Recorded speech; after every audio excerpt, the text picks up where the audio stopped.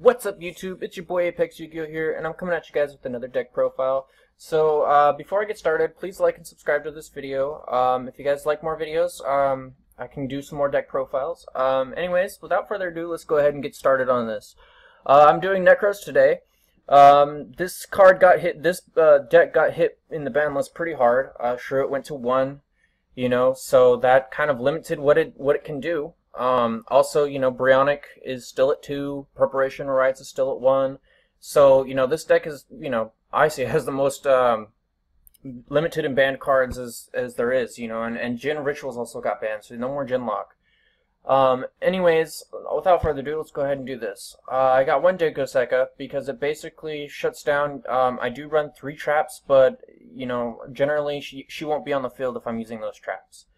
You can choose to opt her out for something else, maybe like Thunder King Ryo or something like that. It's kind of just a staple to have one of those in the deck, just to kind of help with the flow of the game. Great Sorcerer of the Nekroz. Basically, if he's tributed by a card effect, you can add a spellcaster, so he adds Unicorn and Valk to your hand, so it kind of gets you into those combos. 3 mandatory Manju, 3 mandatory Senju. They're pretty self-explanatory. They add your ritual spell and trap cards and your monster ritual monsters.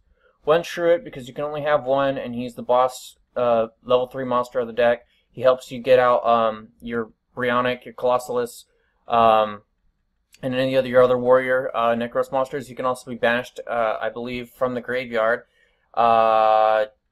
He can just be used as a requirement, basically. So if you can banish him with Mirror or something like that to be able to use his effect. Nekroz Brionic, because you can only have 2, he adds every other Nekroz out there.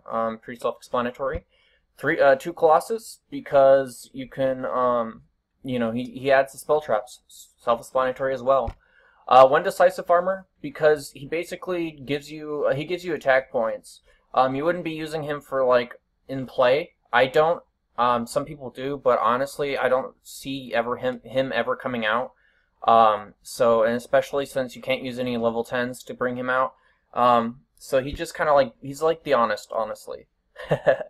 Grungear, because you can bring him out in this deck, and he destroys cards. On either player's turn, he can discard. And he also prevents destroy by battle and card effects. 1 Trishula, before I go to Unicorn, because basically Trishula is Bob. She basically banishes just like the other Trishula does, the Synchro. She banishes 1 from spell, 1 from the field, 1 from the graveyard, and 1 from the hand. Like I said in my other videos, you cannot just choose one or the other. It has to be able to banish all 3 to be able to use its effect. If you cannot banish something from the graveyard or the field or the hand, then its effect cannot be activated because it is mandatory to be able to banish 1 from each. 3 Unicorn, pretty self-explanatory. It negates special summon monsters on your opponent's side of the field, negates their effects. And I believe they're just from the extra deck. Yeah, from the extra deck. So, yeah, it's pretty self-explanatory though. It kind of shuts down extra cards that bring others from the extra deck onto the field really quickly, or spamming. 3 Valkyries, pretty self-explanatory as well. This is the main build of what Nekroz is for the most part. This negates an attack and ends the battle phase. 1 Zephyr Saber, Swordmaster of the Nekroz. Basically, he can be tributed to ritual summon a Nekroz monster. Whose level exactly equals those of the monsters. So basically, he's an extra ritual spell card, for the most part. 1 Book of Moon, because it gets over Burning Abyss. 2 Cycle, because you can tribute. It's basically your pretty self-explanatory ritual cards. 3 Kaleidoscope. I ran 3 because I like having that option of being able to take from the extra deck, because that is basically how you get most of them out. Other than that, it's Mirror, or and sometimes Cycle, but most of the time you're going to be getting from your extra deck. So and you can also combo it with Herald. Anyways, on to the next one. 2 Nekroz Mirror. Basically, you can banish cards from your graveyard or your hand or your field, Nekroz monsters, to ritual summon a Nekroz monster. One preparation of rights because you can only have one. Basically, he adds, forgive me about this performance alert, Norton. He adds one Brionic or Colossalus or Unicore or anything you pretty much need. He can also add Gun Gear because it's level 7. Excuse me, guys. So yeah, one preparation of rights. One Raigeki, because Raigeki destroys all monsters your opponent controls, and it's pretty boss to have that in your deck. 3 Rhoda, because it adds Shrew It. It can add, I believe that's really it for now. Oh, it can also add Colossalus to add your spells. It can't add Nekroz, Brionic, but it's alright. 1 Soul Charge, because it brings everything back from the graveyard. And they don't need to be ritual summoned, I believe. Yeah, they can be special summoned from the graveyard. So, 1 Bottomless Trap Hole, and 1 Jar of Avarice to bring everything back into the deck and draw 1 card. And 1 Solemn Warning. For the most part, that's it, guys, for the main deck, and we're going to move on to the extra deck. I run 1 Ascension Sky Dragon. It's my level 10 synchro. You guys can use any level 10 you want. These are my choices because I like the pictures. You know, the only ones you absolutely have to have are Herald of Arclight because they are your level 4 and they do combo with Kaleidoscope. But other than that, the rest of them can be anything you want. I chose Ascension Sky Dragon for my level 10. Black Rose Dragon for level 7. Your 3 Herald of Arclight. And it adds a Ritual Monster or a Ritual Spell card. 1 Quasar Dragon as your level 12, and 1 Star Eater as your level 11.